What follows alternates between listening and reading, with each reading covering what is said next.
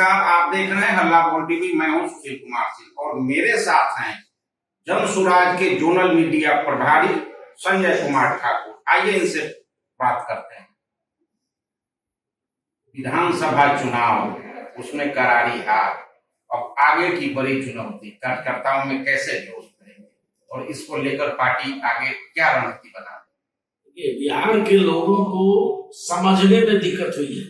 जिस तरह से हमारे नेता आदरणीय प्रशांत किशोर जी गांव-गांव घूमकर, गली-गली घूमकर लोगों को बताने समझाने का काम किया, लेकिन चुनाव परिणाम उसके अनुकूल नहीं आया। इसमें मेरा मानना है कि एक तो बिहार की जनता को समझाने में हम विफल रहे, दूसरा जो भी हमारी मांगे थी जिसके लिए हम जनता को जगा रहे थे, उन मांगों को मौजूदा सरकार ने एडॉप्ट कर लिया। तीसरी बात हुई, जैसे उदाहरण के तौर पर वृद्धा पेंशन के लिए हम लोगों ने कहा था, हमारा नेता आदरणीय प्रशांत किशोर जी ने कहा था कि अगर जन सुराज की सरकार बनी तो 2000 रुपए देंगे। 400 रुपया मात्र मिलता था, सरकार ने उसको बढ़ा के 800 रुपया। फिर जीविका दीदियों के माध्यम से वोट खरीदे गए। 10,000 रुपए जो जीविका दीदियों को दिए गए, प्रत्येक विधानसभा क्षेत्र में 60,000 से अधिक महिलाओं को 10,000 रुपया दिया गया। ये चुनाव के दौरान ये घटना घटी दीपावली से छठ के बीच में, जिसका सीधा असर जनता पर पड़ा और वो महिलाएं अपने घर को जनता के लिए भारतीय जनता पार्टी गठबंधन और इन लोगों के सहयोग वोट कर दिया। चुनाव आयोग की शिकायतें आप सुन ही रहे हैं, बार बार चुनाव आयोग रबड़ स्टाम्प बन गया हुआ है अभी मोदी सरकार का। तो ये सब कई कारण, कई तत्व मिले जिस वजह से जनता गुमराही का शिकार हुई। और एक और सबसे बड़ा कारण बना कि लोगों में राजद की सरकार ना आ जाए, ये भय अंतिम क्षण में व्याप्त हुआ, जिससे वोटों का पोलराइजेशन हो गया और लोग हिंदू मुसलमान और लालू और भाजपा, जिसके लिए प्रशांत जी बार बार कहते थे कि भाजपा विरोध में लालू को वोट लोग देते हैं और लालू के विरोध में भाजपा को वोट देते हैं, ये फॉर्मूला इस बार भी लागू हुआ है। इसलिए हम अपने को हारा हुआ नहीं मान रहे हैं, हम संघर्ष में हैं और अब संगठन को पुनर्जीवित करने का अभियान हमारा निरंतर जारी है, जिस कड़ी में आदरणीय प्रशांत जी भी सभी जिलों का दौरा कर रहे हैं और हमारे यहाँ संगठन का निर्माण हो रहा है। होने दीजिए, फिर हम मुख्य प्रतिपक्ष की भूमिका में आपके सामने, बिहारियों के सामने, बिहारी भाइयों के मसाइल के साथ खड़े हैं। जहरीली शराब कांड चंपारण में 9 से ज्यादा लोगों की मौत हो गई और 15 से 16 लोग जो थे आंखों की अपनी रोशनी खो चुके हैं। कई लोग छिप छुप कर अपनी इलाज भी अलग करा रहे हैं। तो इस मुद्दे पर आप क्या सोचते हैं और सरकार के लिए क्या सुझाव है? ये लोकल पुलिस एडमिनिस्ट्रेशन का फेल्योर है, गवर्नमेंट ऑफ बिहार का फेल्योर है। शुरू से हमारे नेता आदरणीय प्रशांत जी कह रहे हैं ये शराबबंदी ढकोसला है, इसकी जमीनी हकीकत से कोसों दूर है शराबबंदी। कोई ऐसा गांव नहीं है जहां शराब नहीं मिल रहा है। हमारा तो चंपारण नेपाल की सीमा पर स्थित है। नेपाल में शराब बनाने वाले कारखाने के मालिक आज अरबपति हो गए और उनका शराब धड़ल्ले से भारत में प्रवेश कराया जा रहा है, हमारी सीमाओं में लाया जा रहा है। मेरा सवाल है भारत सरकार से भी और बिहार सरकार से भी कि जब सीमा पर एसएसबी, सीमा सुरक्षा बल तैनात है, जब लोकल थाने बैठे हुए हैं, पुलिस कर्मियों की बड़ी तादाद वहां बैठी हुई है, बावजूद इसके तस्करी कैसे हो रही है? कैसे नेपाल का शराब यहाँ आ रहा है? ये नेपाल वाली बात। दूसरी बात, जो अभी चंपारण में लोग मरे हैं हमारे यहाँ, हमारे प्रदेश अध्यक्ष जी पूरे दल बल के साथ वहां परिवारों से मिलने गए, घायलों से सदर अस्पताल में मिला। 40 से अधिक लोग, पत्रकार साहब, वहां उस जहरीली शराब पीने से बीमार हैं, जिसमें आपने आंकड़ा बता ही दिया। तो मेरा ये कहना है कि ये जहरीली शराब आई कहां से? ये कच्चा स्प्रिट की चोरी होती है। चीनी मिलों से जो स्प्रिट टैंकर द्वारा ले जाया जाता है दूसरे जगह आपूर्ति करने, किसी कारखाने में, किसी फैक्ट्री में, तो रास्ते में गिरोह सक्रिय है, बड़े बड़े एनएच पर लाइन होटल हैं, जहां गिरोह सक्रिय हैं जो उसमें से काटते हैं और उसको शराब बना करके बेचते हैं। तो जो उसमें एक्सपायर हो गया रहता है वही जहरीला हो जाता है। तो ये जहरीली शराब का नेटवर्क पुलिस को मालूम है, लेकिन पुलिस कार्रवाई नहीं करती क्योंकि मासिक रिश्वत पुलिस को उसके माध्यम से मिलता है। इसलिए ये बिहार गवर्नमेंट के लचर कानून व्यवस्था, उनके शराबबंदी का झूठा एक श्रेय लेने के लिए जबरन थोपा गया है बिहार पर। अगर इसको फ्री कर दिया जाए तो न जहरीली शराब की घटना होगी, न शराब के लिए लोग परेशान होंगे। 15 रुपए में जो नेपाल में शराब मिलती है वो शराब हमारे यहाँ चंपारण में आते आते 100 से 150 रुपए तक हो जाता है। ये जो दोहन गरीबों का हो रहा है, ये शराबबंदी कानून हटना चाहिए। और इस घटना पर जो मृत्यु हुई है चंपारण में, इसके लिए अभी तक न तो थानेदारों से एक्सप्लेनेशन हुआ है, न वहां के पुलिस कप्तान से कोई एक्सप्लेनेशन किया गया है, और न सरकार अपने स्तर से कोई ढंग की कार्रवाई की है जिससे हमें संतोष हो कि शराबबंदी पर सरकार ईमानदार है। ये जो लगातार जहरीली शराब से मौत हो रही है, तो शराबबंदी ही जहरीली दिख रही है एकदम। इस पे आप क्या मांग करते हैं सरकार से? शराबबंदी की जो रोक है उसे हटाया जाए। एकदम पहले कहा हमारे नेता आदरणीय प्रशांत किशोर जी तो बार बार चिल्ला चिल्ला करके कहते रहे हैं कि ये शराबबंदी से बिहार सरकार को 20,000 करोड़ रुपया का सालाना नुकसान हो रहा है। ये शराबबंदी केवल कागज में है, बाकी कोई ऐसा गांव नहीं है जहां एमेजॉन तर्ज पर शराब उपलब्ध नहीं है। मोबाइल करिए, शराब के एजेंट का नाम अगर आपको मालूम है, उसका मोबाइल नंबर मालूम है, आप मोबाइल करिए और किसी भी ब्रांड का शराब आपके सामने पहुंच जाएगा। ये इसमें कोई तुमत नहीं है। पटना राजधानी में हर मंत्री जी के आवास के अगल बगल देखिए कितना बोतल फेंका रहता है। तो यहाँ तो सब पी रहा है, लेकिन कानून में कागज में शराबबंदी है और इससे नुकसान आम गरीब बिहारियों को हो रहा है। जो गरीब एगो दुगो पी करके किसी कारण से सड़क पर मिलता है, पुलिस उसे पकड़ लेती है, लेकिन जो संपन्न लोग हैं जो एसी में बैठ के शराब पी रहे हैं उनको पुलिस झांकने भी नहीं जाती है। दूसरी बात कि शराबबंदी के चलते ड्राई नशा, सूखा नशा की चपेट में बिहार पंजाब की तर्ज पर पड़ता जा रहा है।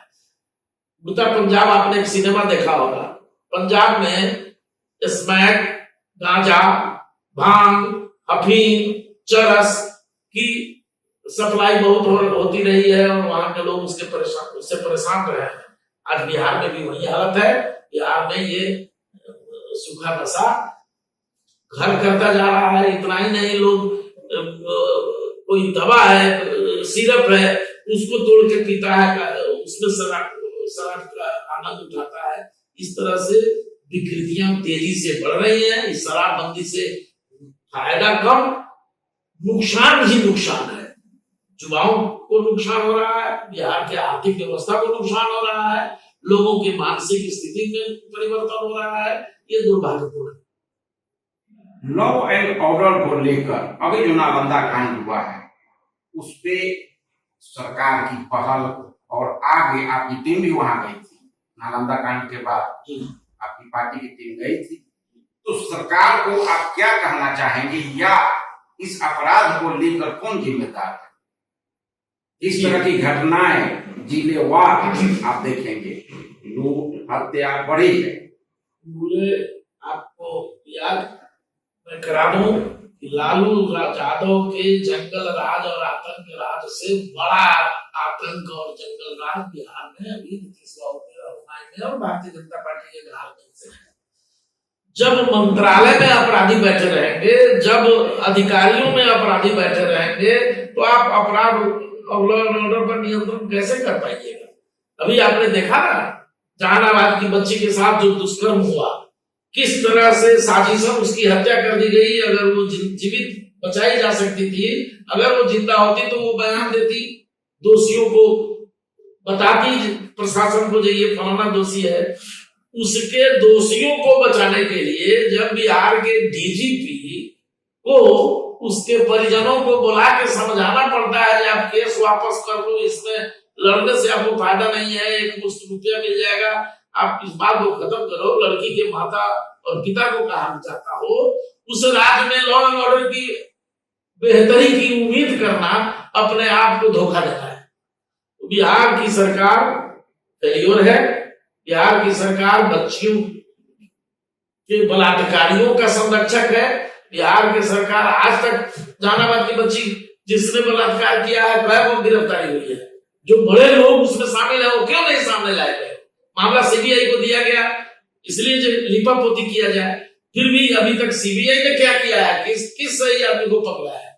ये केस को रफा दफा करने की योजना है इन लोगों की। इसलिए सरकार फेल्योर है, संवेदनहीन है। मानवीयता इस सरकार से खत्म हो चुकी है। बिना रिश्वत के, बिना घूसखोरी के, बिना लूट खसोट के कोई पदाधिकारी नहीं है। यही स्थिति बनी हुई है। अब नीतीश कुमार बिहार से जा रहे हैं और कई नेताओं ने, पूर्व सांसद आनंद मोहन ने धमकाया भी है सवर्णों को, अल्पसंख्यकों को। नीतीश कुमार के जाने के बाद क्या होगा बिहार में? आप इस पे आपकी क्या प्रतिक्रिया, आप इसे कैसे देखते हैं? देखिए, भारतीय जनता पार्टी को मैं इसीलिए भारत जलाओ पार्टी कहता हूं और उसको कहता हूं वो भस्मासुर है। अपने साथ जिसको रखता है उसका ही पहले बुआरी मछली की तरह पोखरा के सब छोटी मछलियों को जैसे बुआरी खा जाती है, वैसा ये भारतीय जनता पार्टी ये देश को भी खा रही है और बिहार को तो जो रसातल में इस भाजपा की सरकार ने पहुंचा ही दिया है। नीतीश कुमार के जाने से फर्क तो पड़ेगा। वैसे ये बात प्रशांत जी ने तो पहले ही भविष्यवाणी कर दी थी, ये चुनाव हो रहा है, चुनाव के बाद नीतीश जी मुख्यमंत्री नहीं रहेंगे। वही हो रहा है। नीतीश जी मानसिक रूप से, शारीरिक रूप से अस्वस्थ भी हैं अब, लेकिन भाजपा की अपनी मंशा है, लार टपक रहा है कि कैसे बिहार की गद्दी पर बैठे, तो नुकसान तो बिहार को दोनों तरफ से होने जा रहा है। नीतीश जी रह करके भी बिहार को तो नहीं सुधार पाए।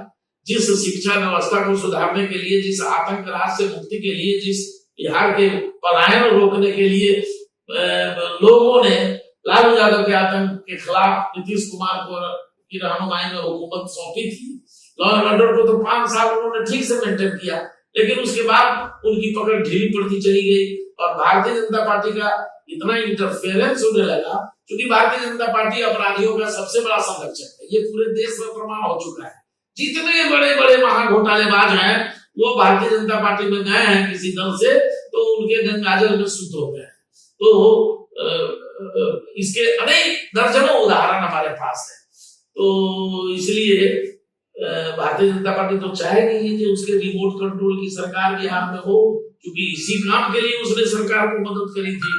इसी काम के लिए उसने जदयू और गठबंधन करके इतना बड़ा वोट लिया था, तो मदद किया, नाजायज करके भी मदद किया, तो इसका लाभ तो भाजपा उठाना चाहेगी। उसने जदयू और गठबंधन करके इतना बड़ा वोट लिया था, तो मदद किया, नाजायज करके भी मदद किया, तो इसका लाभ तो भाजपा उठाना चाहेगी। इतने सारे कांड और विपक्ष की आवाज कहीं सुनी नहीं जा रही है, विपक्ष दिख भी नहीं रहा है। तो क्या आपको लगता है कि विपक्ष जो वैकुंठ की स्थिति बिहार में है, विपक्ष के रूप में आप अपनी भूमिका कैसे देखते हैं? सदन में तो आपकी संख्या नहीं है, लेकिन सड़कों पे तो जन स्वराज दिखेगा। हम सड़क पर पूरी तरह से प्रतिपक्ष की भूमिका निभाने को सज्ज हो रहे हैं। ये आपने सही कहा कि बिहार में विपक्ष मृत प्राय हो चुका है, क्योंकि देहात में हम लोग यहाँ कहावत है कि लइका मालिक बूढ़ जवान मामला बिगड़े सांझ बिहान। तो जिस तेजस्वी के नेतृत्व में राजद है, ये लड़का को मालिक बना दिया गया है और वहां जितने बुजुर्ग और गार्जियन किस्म के लोग हैं जो पुराने जमाने से समाजवाद की बात करते रहे थे, आज वो उपेक्षित हैं, उनका कोई महत्व उस दरबार में नहीं है। तो विपक्ष तो ऐसे भी मरा हुआ है। चुनाव के बाद तेजस्वी यादव विदेश देश भ्रमण करने में व्यस्त हैं। उनको न बिहार की चिंता कभी थी, अब न कभी है, अब न कभी रहने वाली है। बिहार के लिए एकमात्र विकल्प आदरणीय प्रशांत किशोर हैं, जिनकी सोच, जिनकी विचारधारा जिनकी समझ से बिहार को चलना चाहिए, बिहारियों को उनके साथ जुड़ के हाथ कदम से कदम मिलाना चाहिए, तब बिहार में बेहतर शिक्षा व्यवस्था हो सकेगी, पलायन रोका जा सकेगा, बेरोजगारों को रोजगार मैसर कराया जा सकेंगे, और बिहार में जिस इनकलाब की बात हम कर रहे हैं, जिस तब्दीली की बात कर रहे हैं, जिस परिवर्तन की बात कर रहे हैं, वो इकलौता नेता है प्रशांत किशोर, जिसके रहनुमाई में ही संभव है। बाकी सबको जांच लिया गया, सबको परख ली गई, सबको देख लिया गया, ये सब ढकोसलाबाज है, सब लुटेरा है और सब भ्रष्टाचार में आकंठ डूबा हुआ दल है। इसलिए जनता को एक बार प्रशांत किशोर की रहनुमाई को कबूल करना चाहिए। जाति है जो बिहार से जाति नहीं, धर्म राजनीति से अलग आपके कोर मुद्दे थे, पलायन, शिक्षा, रोजगार, क्या वही मुद्दे रहेंगे आगे भी, या कुछ रणनीति या इन मुद्दों में परिवर्तन? हम अपने सिद्धांत से एक इंची भी इधर उधर नहीं होने वाले हैं। हमारा जो मुद्दा है, बिहार में लोगों को अच्छी उच्च स्तरीय बेहतर शिक्षा मिले, जिस तरह से हमारे आदरणीय प्रशांत जी ने घोषणा करी थी कि जब हमारी सरकार बनेगी तो हम प्रत्येक प्रखंड में एक नेतरहाट के इक्विवेलेंट विद्यालय की स्थापना करेंगे और शिक्षा को बेहतर करेंगे। क्योंकि किसी भी समाज में परिवर्तन लाना हो, विकास करना हो, तो शिक्षा सबसे बड़ा संसाधन है। ज्ञान के बिना कुछ भी नहीं हो सकता, तो ज्ञान जरूरी है।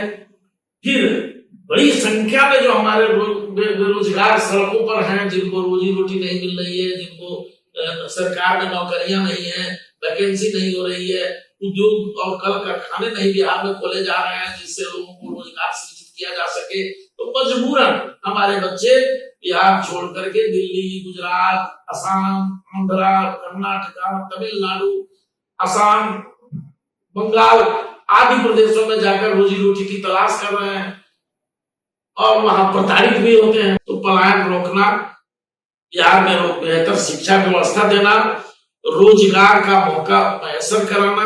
क्योंकि सीडी रेशियो पर आपने बार बार सुना है कि बिहार के सीडी रेशियो का सदुपयोग बिहार के विकास में नहीं हो रहा है। उसकी 70% से ज्यादा राशि दूसरे राज्यों के उद्योगपतियों को वहां भेज दिए जा रहे हैं बैंकों द्वारा, जिससे बिहार का विकास प्रभावित है।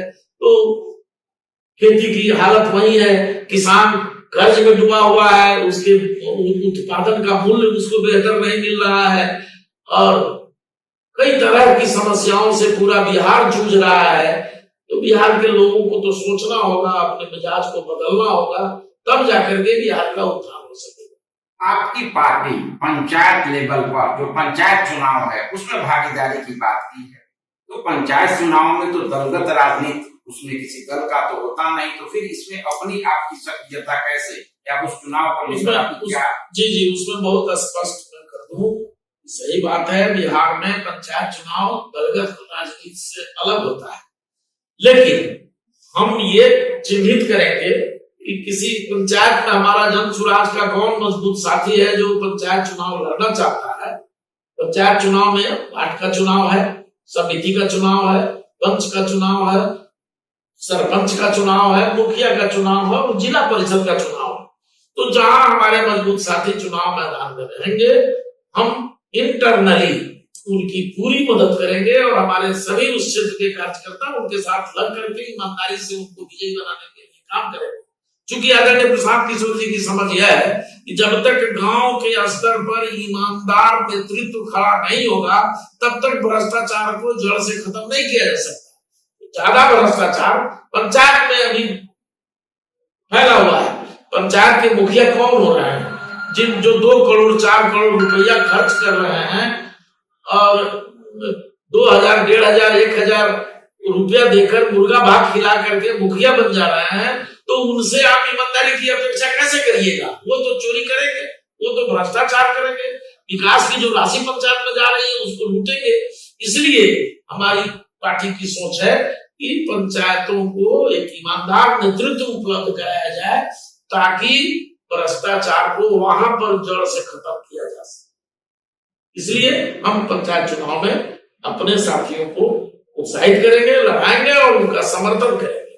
तो आपने देखा संजय कुमार ठाकुर ने जनस्वराज के जोनल मीडिया प्रभारी हैं, खुलकर इन्होंने बातें की। विभिन्न मुद्दों पर शराबबंदी को इन्होंने स्पष्ट कहा है, सरकार से मांग की है कि शराबबंदी पर रोक लगे, प्रतिबंध जो उसको हटाया जाए शराबबंदी। अपराध को लेकर जहरीली शराब कांड पर भी इन्होंने तीखी प्रतिक्रिया दी और कहा है कि सरकार को आगे की कदम उठाने की जरूरत है, प्रशासन स्तर पर भी सुधारने की जरूरत है। तो अभी तक इतना ही। देखते रहिए हल्ला बोल टीवी। धन्यवाद।